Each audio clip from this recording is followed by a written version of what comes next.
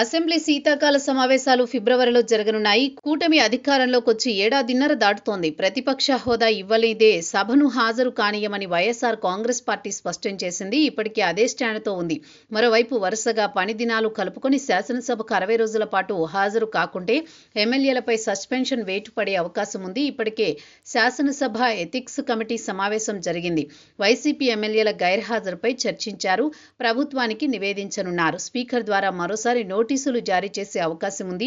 సాధారణంగా అసెంబ్లీ శీతాకాల సమావేశాలు నవంబర్ నుంచి జనవరి మధ్య జరగాలి. కానీ ఈసారి ఆలస్యం జరిగింది. ఫిబ్రవరిలో సమావేశాలుంటాయని తెలుస్తోంది.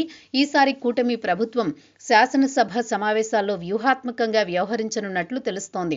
గడిచిన ఏడాదిన్నర కాలంలో జరిగిన అభివృద్ధి, సంక్షేమ పథకాలు గురించి సమగ్రంగా వివరించనున్నారు. ఈ సభ ద్వారా అమరావతి రాజధాని, పోలవరం ప్రాజెక్టు, విశాఖలో పరిశ్రమల ఏర్పాటు, ఏపీకి భారీగా వస్తున్న ప్రాజెక్టులు, తయారీ రంగం, పరిశ్రమలు, ఇలా ప్రతి అంశం గురించి సమగ్రంగా చర్చించే వీలుగా సభలు ఉండనున్నాయి.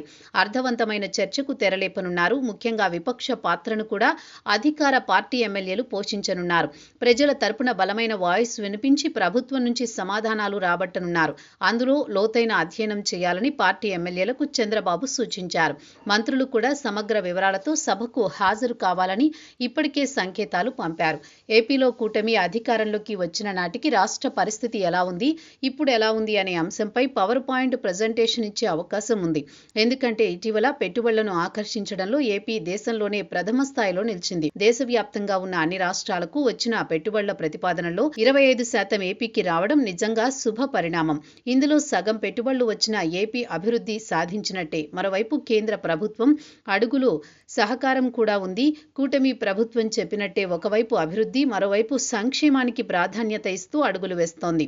అమరావతి రాజధానితో పాటు పోలవరం ప్రాజెక్టు నుండి వంటి ప్రాధాన్య అంశాలు పూర్తి చేసేందుకు గట్టి ప్రయత్నాల్లో ఉంది.